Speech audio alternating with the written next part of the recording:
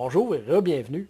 Aujourd'hui, une petite capsule pour vous montrer comment on va construire un cercle isométrique sur AutoCAD avec la technique de l'ellipse approximative à 4 centres.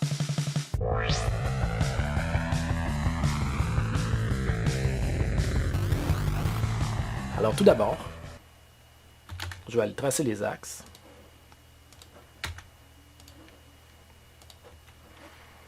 Par la suite, je vais aller placer les lignes de repère. Donc, avec l'angle de 120 degrés qui est en bas et en haut sur ma face du dessus, je vais aller tracer des lignes de repère que je vais tracer en ligne continue ici. Je pars de mon angle à 120 degrés et je m'en vais à l'axe opposé, en fait les deux axes opposés. Voilà. Je vais faire la même chose en haut. Je vais partir du coin avec un angle à 120 degrés et je vais aller à l'angle opposé. Je vais les distinguer ici en mettant une couleur différente. Voilà. Donc, j'ai placé mes deux axes. J'ai les 4 centres maintenant qui sont déterminés. J'ai le centre sur le sommet de l'angle à 120 degrés de chaque côté. Et j'ai les centres des petits rayons qui sont ici déterminés par le croisement des deux lignes de repère. Je vais me placer sur le calque tracé.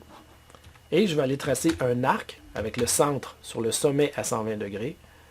Je trace ici la partie de l'arc qui va d'un axe à un autre, comme ça. Et je recommence en bas sur l'autre, donc le centre ici, en bas. Je pars de mon axe à droite, en haut, et je m'en vais à l'autre axe ici. Ça, c'était les arcs avec les deux grands rayons.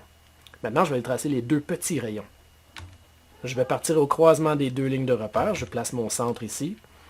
Je vais ensuite partir d'un axe à l'autre pour relier les deux grands rayons que j'avais déjà tracés précédemment. Et je fais la même chose avec l'autre petit rayon, qui est ici, je vais placer mon centre. Je pars de cet axe-là.